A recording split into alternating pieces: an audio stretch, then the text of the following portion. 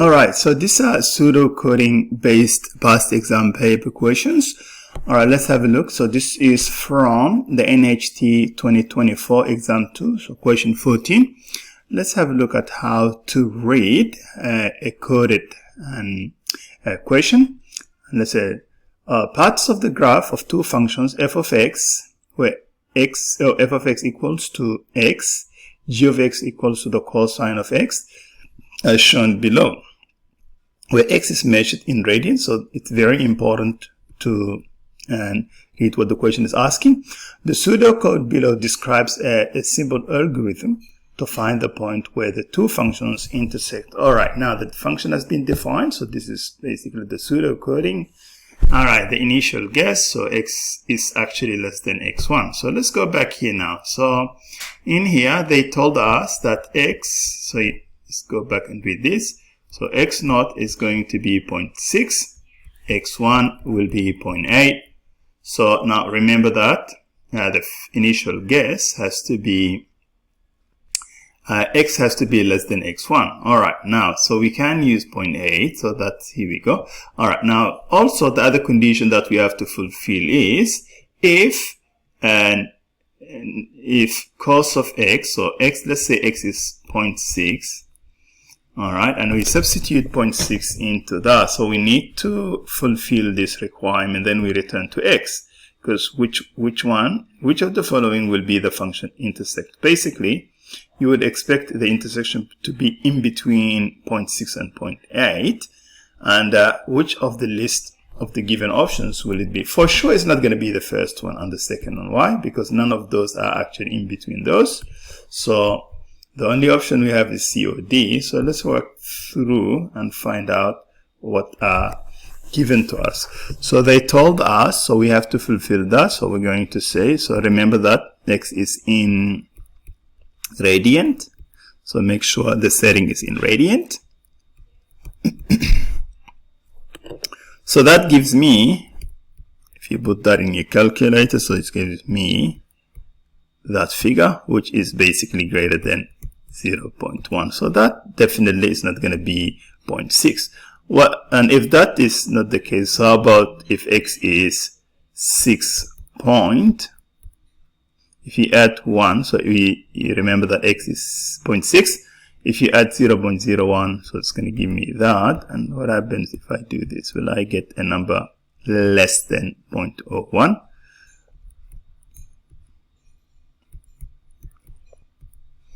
Alright, after I do that, I get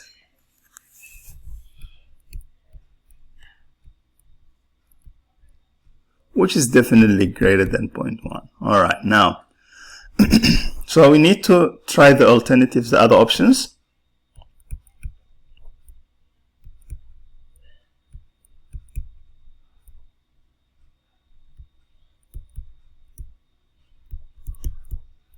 So we need to try when x equals to 0.73 and see if we fulfill this requirement whereby it has to be 0.01. It has to be less than 0.01.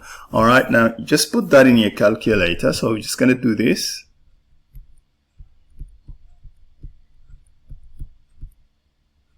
Is that value less than 0.01?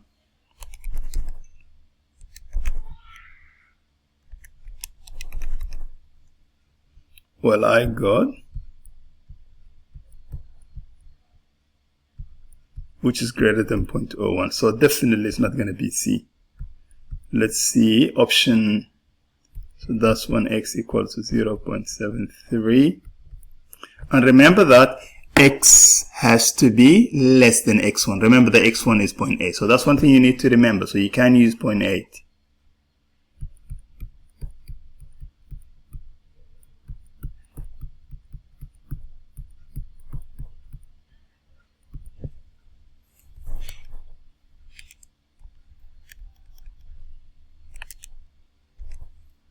Alright, so this one looks like to be promising. It's less than 0.01. which is fulfills this requirement, because that's what we are supposed to be fulfilling. So you need to basically be able to read the given code, the pseudocode. So this is the option that actually fulfills. Let's look at another question that was in the sample exam. So this one here, let's go back. All right, now, so the algorithm below describes in a pseudocode estimates the value of a definite integral using the trapezium rule. All right, now, okay, so now this is what we have been given. So we need to also understand what the question is asking us to do. So let's have a look at this one here. So we have that, and that is our f of x. That's the function that we have to integrate, in other words. And the lower terminal, the lower bound, that's 1. The upper bound is 3. What else do we have? So we also have, what is that? We have number of iterations. That's 10. So now, let's go back. So I want to find out the area. Okay, now, after one iteration, so basically one iteration will be this in here. Yeah, so that one there. Okay, now, the sum is obtained by doing this. So, all right, now, so that's going to be f of x, which is our f of x is what? Let's put this one here. The natural log of 1 plus the natural log of 3. So, we get. So, now here, we can actually do the whole lot in one go, to be honest. And remember that x here, so we need to read what the question is asking us to do. So this x is basically x1, what is it? Or h there. So x there, here we go. X is basically 1 plus h, and h is b minus, sorry, what is that? B minus a. And what is that? 3 minus 1 over 10. That's what that, so that's going to be 0.2. So that's 0.2 plus 1 is 1.2. So if you go back to this one here, this one, the one I have highlighted, and let's say the sum, because that's what we're returning to anyway, that's basically the area. The sum will be, okay, so the natural log of 1 plus the natural log of 3 plus 2, and remember our x is h, x plus h, 1.2. So after you put that in your calculator, what do you get?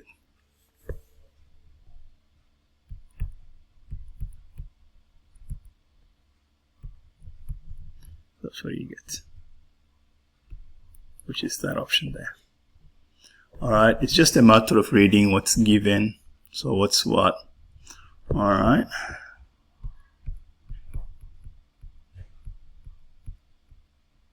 Alright, let's look at another example from the sample exam question exam, which is examination 2. So far, it is in the multiple choice section, all the pseudocoding questions. It's only one question in the multiple choice. So this one here, they've used the bisection method. And now let's actually read the given code and what they stand for, because we need to understand what each of these stands for. All right, now this one here, if you look at the last bit here, they've told us what the inputs are. And remember that x is in radians, so that's very important information. So this basically tells us what this stands for, what our inputs are. All right, so my f of x is basically sine x. What else do we have? So a is 3, b is 5, and n is 2. All right, let's read this. So now if you substitute this, so if you say that return to invalid, okay. But if that's not the case, then we need to move on to this. All right, now, so let's actually put things in perspective. All right, if you substitute sine was that sine 3, and remember that that's in radians, and 5, that gives me negative what? Which is less than 0. Yeah, less than 0. So which is, but this time that's invalid. If that one was greater, that would have been invalid. So then we have to continue with this. So now the mid now becomes, so if that's not the case, so now we need to use the mid. So the B becomes the mid of what? A, which is 3, and B, which is 5, divided by 2, that becomes 4. Alright, now if that is the case, if that is actually the, if that's smaller than 0, then B becomes your mid, and A becomes your mid now. Alright.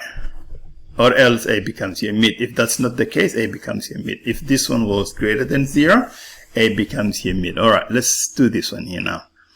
Alright, now so let's find out if this statement is actually less than 0.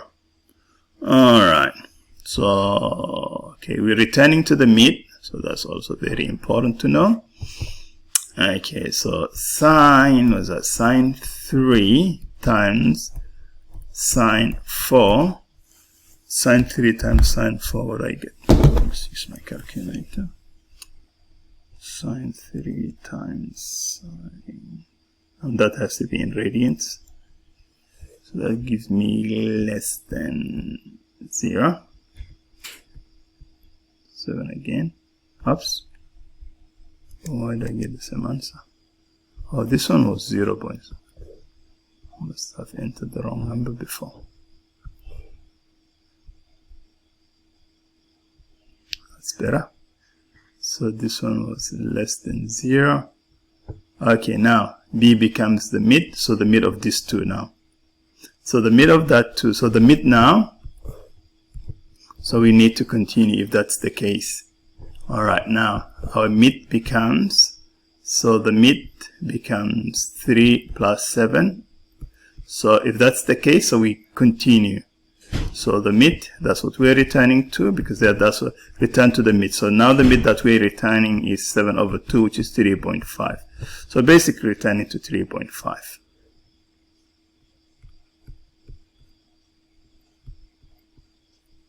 Alright, let's look at this one here. So this is also from the sample exam 2, 2023 exam. Alright, now, one way of implementing Newton's method using pseudocoding or pseudocode with a tolerance level of 0.001 is shown below. The pseudo is incomplete with 2 missing lines indicated by an empty box. So now, so this is basically, well, the Newton's method is, well, x equals 2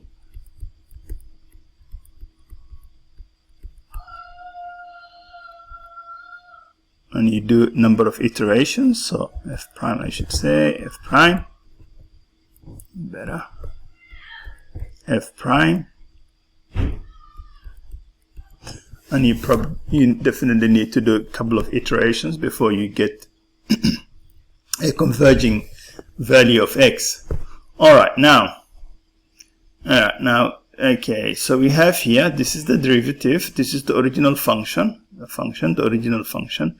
So definitely we need somewhere to return to, because after you do this, where are you returning to? Alright, now we can't return to the previous, so we need to return to the next value. So anything that says return to, because we need to do return here, there should be a return cycle here. Alright, so it's not going to be previous, so okay. If that is the case, so that's one here, if the previous value, which is your estimate, so you do this, then you move on to the next value. So basically, in other words, this is x1, yeah? So let's say if I want to get x2, so I need to return to the next value.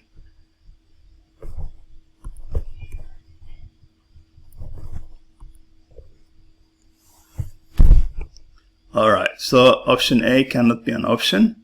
Alright, now, so what's the difference between A and option C? So when do you actually return? When, so basically, we've been given the tolerance level when we need to do the, so we only return if the previous value minus the next value, so the tolerance is in between here, the previous value, previous x, minus next x is less than 0.1. So that's what we return. So that one here, return next, and this is missing this bit here. So, well, you're actually missing the lower end. So this is the upper end. So remember, the first one, the one we started with, we had the upper end, so the lower end and the upper end. So now your lower end is negative 0.01. So if it's within here, you definitely return to the next. So the line we're missing is definitely this one here, which is this, because that's the one that fulfills the next minus the previous. Actually, it should be the opposite way. The next minus the previous, I should say. The next minus the previous. If that is the case, that's when you return to the next value. Alright, let's do this one here. Alright, so this one is also the last question from the sample exam. The following algorithm applies Newton's method. This is actually the exam itself, last year's exam. One of the multiple choice questions with a loop of 3 iterations. Alright, now let's actually get this one here. If you already defined, if you have got this one stored in your class, that you could use the Newton's method, because we want to find out 3 iterations, and we know that this is your f of x value. Your f of x value is basically that, and your f prime x is this, and the initial x estimate is basically 1, sorry, and the number of iterations are 3.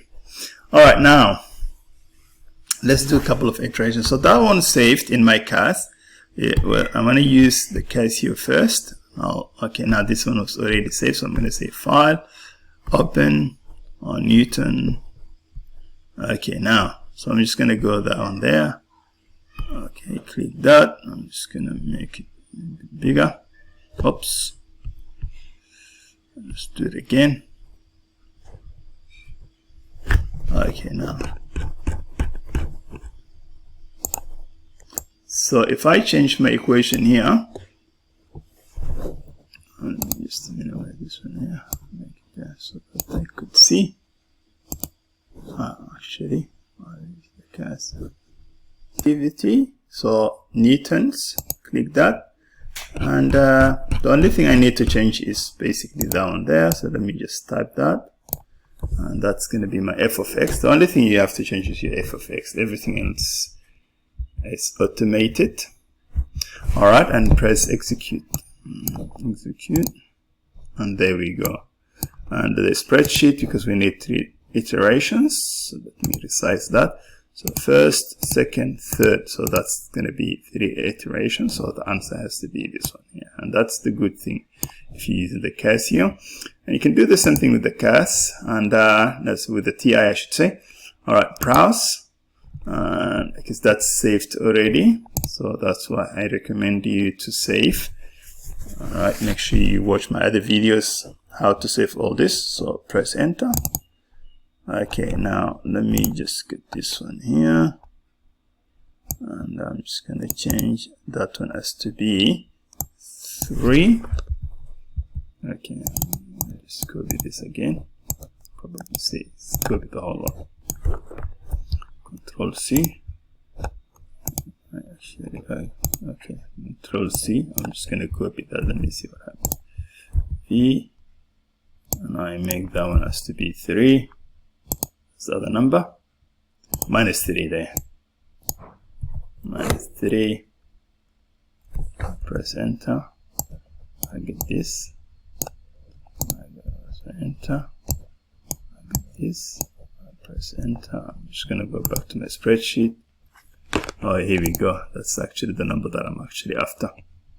So there we go. Regardless of which calculator you use, you still get the same answer. Oh, yeah, okay.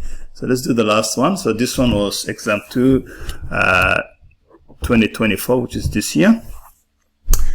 Consider the algorithm below, which prints the roots of the cubic polynomial function. So let's actually define this. Much easier to define. Doesn't matter which calculator you use. Let me just go back. New. No, I don't want to save that. Okay, now I'm gonna define that. Actually, let me define it first. I'm gonna define f of x as to be, what was the given equation that was given to us? Alright, so that one was x cubed